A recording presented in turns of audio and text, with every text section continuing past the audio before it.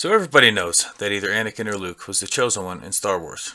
Some argue Luke, some argue Anakin, since he was, allegedly, conceived by midichlorians and was ultimately agreed upon by everybody that he was the chosen one, which is a lot of stress for one person to handle.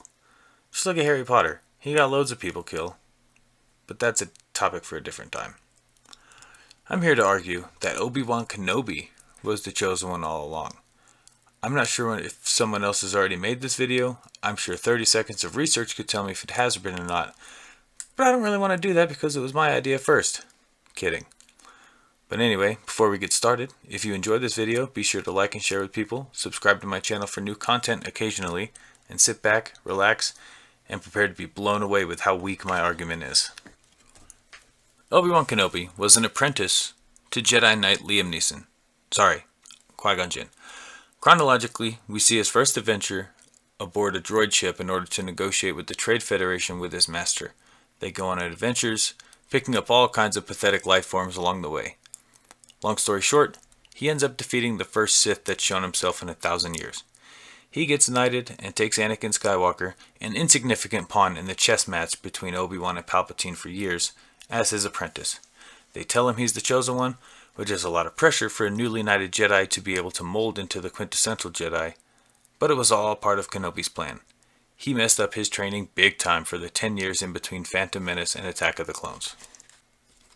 We catch up with Kenobi on an elevator with his apprentice, donning a beard and a sweet mullet 10 years later. They are on assignment from the Jedi Council to protect the young senator from Naboo, which really throws a wrench in Sheev's plans to kill her. And his apprentice, Anakin Skywalker, again, insignificant pawn, is having dreams of his mother being tortured. They bother him, and Obi-Wan gives him the worst possible advice you could possibly give a 19-year-old.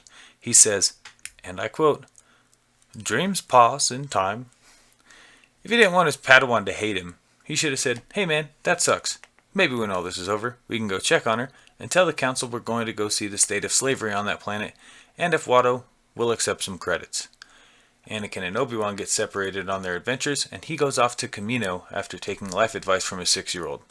He sees the clone army being built, tells the council, and fights Jango Fett, who is significantly better than Boba, by the way, and follows him to Geonosis. He gets captured after stalking Saruman for a while, and Saruman tells him the galaxy is being run by a Sith. Obi-Wan says, "No, it's not. No one believes you. You're too old, Saruman." Meanwhile, Anakin buries his mom in sand and slaughters some men, women, and children. After some awkward flirting, he and Padme find out Obi-Wan has been captured and they go to rescue him. They don't. Saruman defeats him and Anakin in a dope sword fight, and Yoda saves the day. So now we cut to the Clone Wars, and Obi-Wan knows Anakin and Padme are married and doesn't tell anybody, nor does he do anything about it to help. His passive, bystander attitude is what makes him the chosen one. He alone is responsible for Anakin's emotional instability and fear for his wife dying. He knew full well that Padme was dragging down Anakin emotionally and did nothing about it. Pretty much the entirety of Revenge of the Sith, he is separated from Anakin. He defeats a cyborg that spins his lightsabers like a helicopter, thus destroying the highest ranking officer in an army of robots. At the same time, Anakin chops Mace Windu's arm off and is sad about it, thus having no choice but to turn to the dark side. Obi-Wan escapes Utapau, and Anakin and his legion of clones destroy the Jedi Temple. Obi-Wan returns to the temple and sees that he and Yoda are the last 2 Jedi until Dave Filoni creates more. Perfect. Everything is going as accidentally planned. Obi-Wan tells Yoda that he should lose to Palpatine because it'll be dramatic and cause some tension, and he goes to Mustafar to fight Anakin. They have a super cool lightsaber fight, and Obi-Wan gets the high ground. He knows there has to be 2 Sith, but he doesn't want them being too powerful, so he turns Anakin into an asthmatic cyborg instead of killing him. He watches Padme die of sadness, and gives Leia to royalty and lets Luke grow up the same way Anakin did, because that turned out so well the first time. Everything is still working for him and his destiny, but he senses it's Luke's turn to try to be a Jedi. They have some adventures, and he comes face to face with his old apprentice, and they have a super slow duel.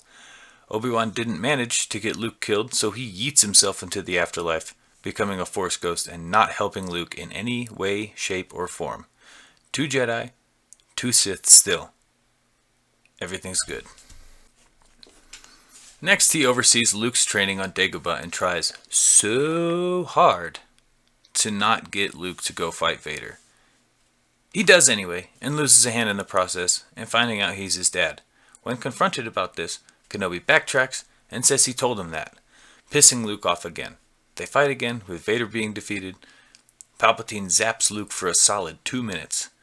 Impressed with this, he tells Vader to throw the Emperor over the railing, and since that was his master, he complies. Only problem is, there's one Jedi, no Sith. Or so they thought. So Luke shuts himself off from the Force, leaving the Force sad and alone. But the Emperor has been alive this whole time, so Luke yeets himself into the afterlife, and Rey defeats the Emperor once and for all. So now there is one-ish Jedi, and no Sith, leaving the Force out of balance again. So not only is Obi Wan the chosen one, but he's also a failure. Obi Wan was single-handedly responsible for the deaths of every Jedi, because he couldn't be there for his apprentice when he needed him, and failed to inform the Jedi Council of the obvious violations of the Jedi Code when he finds out his apprentice is married. Anakin may be the actual chosen one on paper, but Obi-Wan is the chosen one in practice. Alright, so that was it, everybody. I have been Michael from the Most OKS channel. And if you like this video, be sure to like, share, and subscribe. And be sure to follow me on Twitter at the Most OKS channel. Everybody have a good day and don't catch the Rona.